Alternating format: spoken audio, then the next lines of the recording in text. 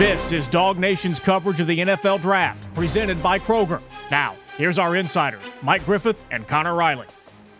Hello, everyone, and welcome into another episode of Dogs in the Draft. I'm Connor Riley. I'm joined today by Mike Griffith, and today we're going to talk about one of the real success stories in Kirby Smart's time here at the University of Georgia. For all the five-star recruits and mega names that Georgia has had come through the doors in recent years, I don't think there's a story quite like Ladd McConkey. And Mike, this is a guy who did it all for Georgia, and I think is going to help a lot of teams potentially at the next level.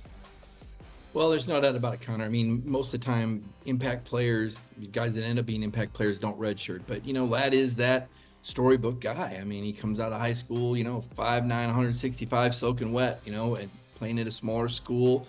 Probably didn't get as much recognition and credit as he deserved. And Georgia was really, I think Vanderbilt might have been the other Power 5 offer. That's it.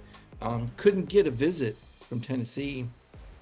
Eli Drinkwitz told him he'd come to one of his games, stood him up, didn't show up. The whole town was waiting for the Missouri coach to come through there, and he didn't come through the door. So this was a guy who came to Georgia with a lot to prove, a dream. He got better and better and better. He grew into an outstanding receiver. He grew into an outstanding leader, a community figure, finalist for one of the community awards. But when you look at what an NFL team's going to get, you're going to get a guy that's really hard to cover off the line of scrimmage. Very difficult to stick with. At the Senior Bowl, nobody could stay with him. I mean, it looked like he was shot out of a cannon. Jim Nagy, Senior Bowl executive director, comparisons to Cooper Kupp.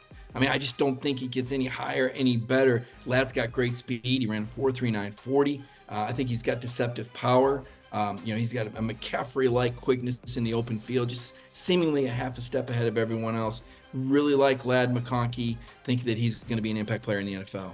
Yeah, this is the guy who, quite frankly, I think is the best route runner in this entire class. And yes, it's a loaded wide receiver class, but Ladd McConkey brings a lot to the table. I think the big question when it comes to Ladd and his draft stock, he's not necessarily the biggest guy in the world, but Mike mentions his outstanding athletic testing, really great three-cone shuttle time there as well. The question are going to be injuries. Missed time this past season with ankle and back injuries, dealt with a little bit of a knee injury in 2022. How those medicals check out are going to go a long way in determining where Ladd goes.